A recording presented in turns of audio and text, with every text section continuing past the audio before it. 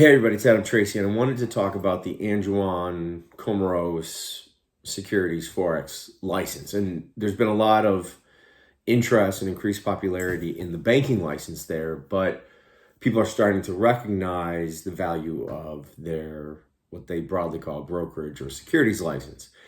And much like other offshore jurisdictions like Mauritius, Seychelles, Vanuatu, it's sort of this one-size-fits-all financial product license in the sense that you can deal in securities, commodities, Forex, metals, whatever you want, with the exception of crypto, another license.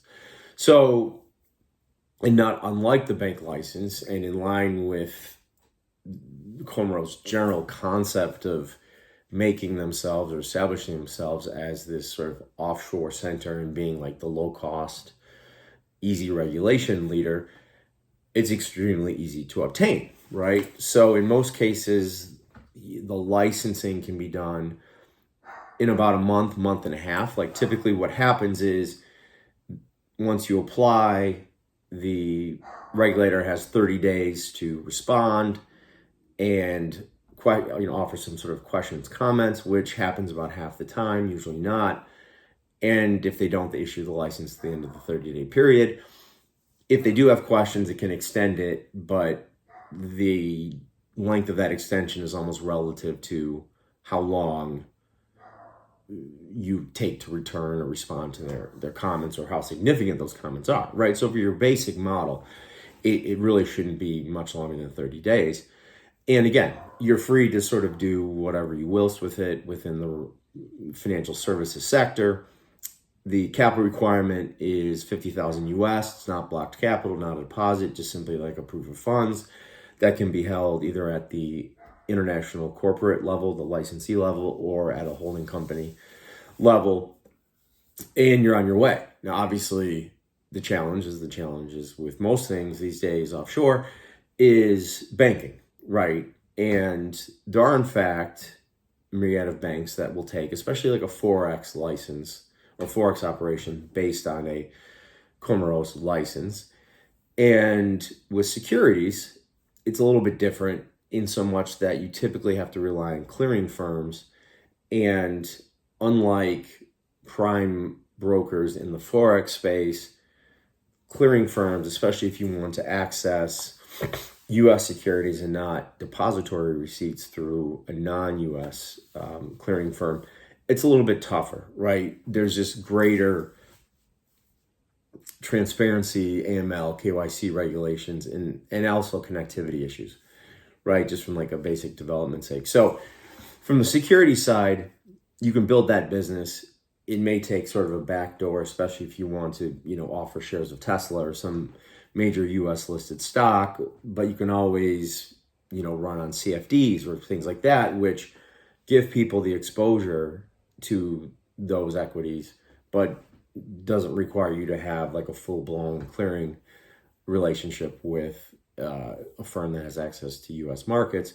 But for Forex, plenty of prime brokers will work with Comoros licensed dealers, provided you have the adequate AML, KYC, onboarding procedures, things like that, which, while in my experience, getting the license doesn't require proof of those programs being as stringent as what like a prime broker would or do require. It's not terribly difficult, and just from a practical matter, it's something you probably just want to do, right?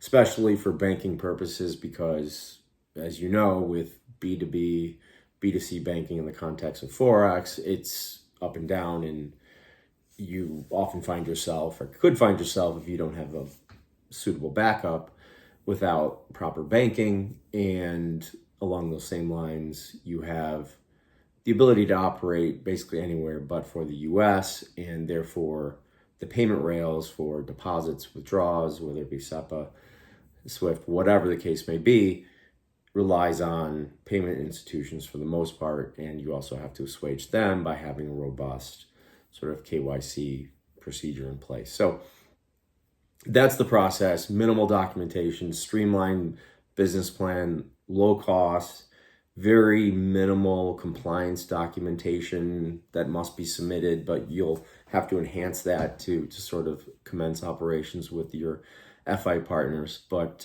in all, a great stepping stone. Like I say repeatedly on these videos, where you initially are licensed isn't always where you end, and it shouldn't be in 99% of the cases, because maybe you're going for proof of concept, build a brand, then you can move up to different tiers of licensing for basically optics purposes or for greater connectivity to different FIs that may have greater redundancy. So great stepping stone, Comoros Forex license, securities license. If you have any questions, definitely hit me up, Adam at adamtracy.io. I'll talk to you next time. Cheers.